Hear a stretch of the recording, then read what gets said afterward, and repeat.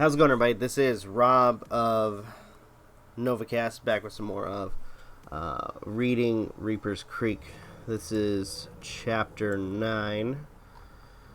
It looks like there's only 3 pages for this chapter, so okay.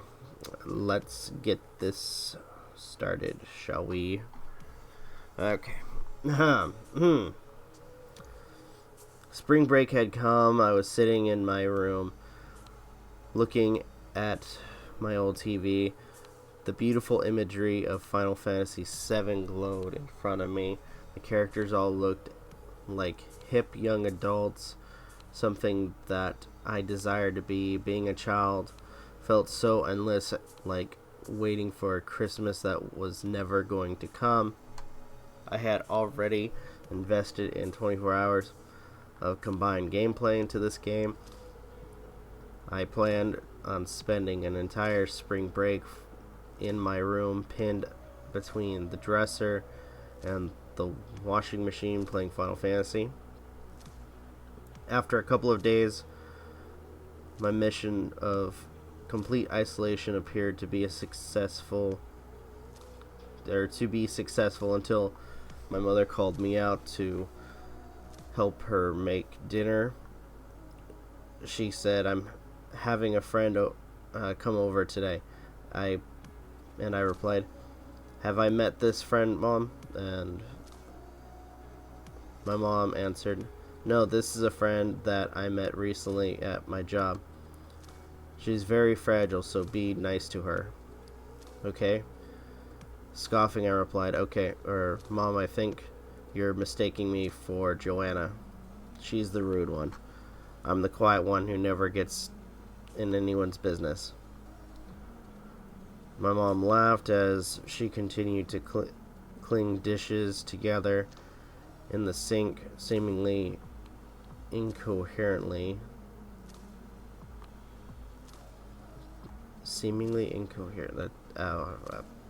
What the hell?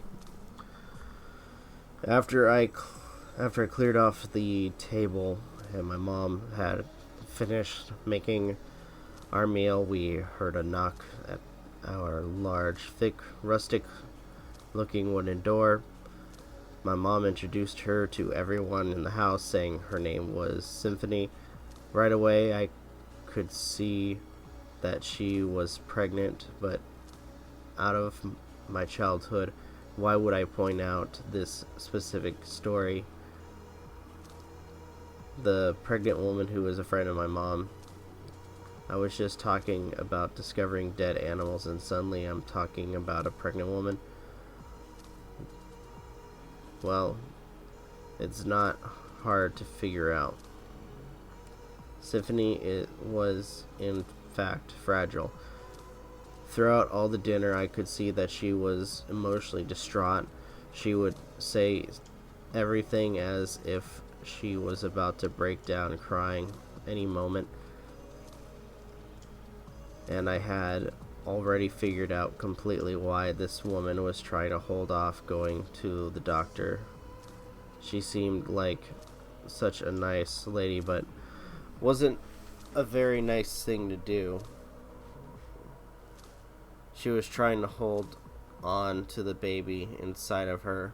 She was trying to ignore reality. You see, when a woman has a baby that's alive and well inside her, there would be no reason for me to see any optical illusion or otherwise hallucinate with whatever gift I was given by the alien radiating from any section of her body. Yet this woman's belly glowed.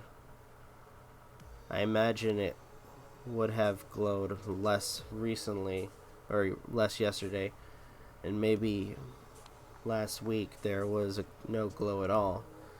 As I listened to this woman talk, I began to realize that her avoiding the doctor wasn't a result of anything except for financial hardship. It didn't take long conversing with Mom for her to break down in front of all of us, talking about how she didn't have health insurance and that the baby had stopped kicking 2 days ago. So he's making out like he sees the dead and the baby's dead. Okay. Possibly dead. After some convincing, my mom finally got her to agree to go to the ER with her, seemingly without hesitation. Selfish thought crossed my mind. You see, ever since I gained this ability, I had planned to avoid it. Curiosity caught the best of me one day, but it was a necessary curiosity to help avoid future instances of me investigating or being reminded of my ability. I searched the creek to rid myself of the constant red glow I would see outside my window just by passing on a normal day as my phone goes off. But this walked right into my front room, and now unforgivable thoughts centered on myself crossed my mind. Great, my spring break is ruined. Now I have to think about a dead baby, I said to myself, and I cursed myself for having such a thought, as if I was the victim, as if me losing my happiness in a spring break from an otherwise relative happy elementary school experience was really the true problem here. But what goes on in your mind often defines much of your future, and then that night I defined my own future. The rest of the week I didn't, in fact, spend weighed down by a cloud of doom over my head. Multiple times throughout my break, I asked my mom what happened to the woman, and whenever I asked, my mom simply said that she didn't want to talk about it. That just made the cloud over my head grow darker. On the first day of school back, I saw David again. Selfishly, I shared with David what had happened to that poor woman, how it happened right in front of me, and he, of course, was not happy whatsoever to hear this information. That was basically the only conversation I had with David that day. He was just the kind of kid to avoid problems, and sometimes that means avoiding people who bring problems to you. I understood it, but I didn't respect it. For some reason, watching the short brown hairs on the back of David's head blow in the wind as he walked away triggered a sudden realization in me. That boy who reminded me of the alien. I haven't seen him in a very, very long time. The kid who was in special ed class, who I would see sitting across from me during lunch once in a while. He disappeared right around the same time I fought back at the alien. But how would I ask about who he is to anyone? Walk up to a teacher and say, "Hey, you know that special ed kid who twitches funny? Have you seen him around?" No, I don't think I could do that. The moment you even mention a special ed kid, they immediately consider writing you up for a hate crime, it seems. Aubrey, however, was still around. We just kind of fell apart after the whole Philip incident. I mean, how do you recover with someone after you beat someone up in front of them, and then that person just happens to die from the accident not long after?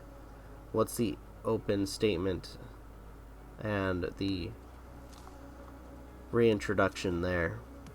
Hey, remember that time I beat up that kid who's dead now? Anyway, what were we talking about? No, for me, school was becoming more and more lonely every day, and even that kid I saved from bullying, he was only talking to me at the time because I was the person that would save him from his troubles, and now that he needed no one or no more saving, it was like I was a ghost to him too. Regardless, it's time to go home again.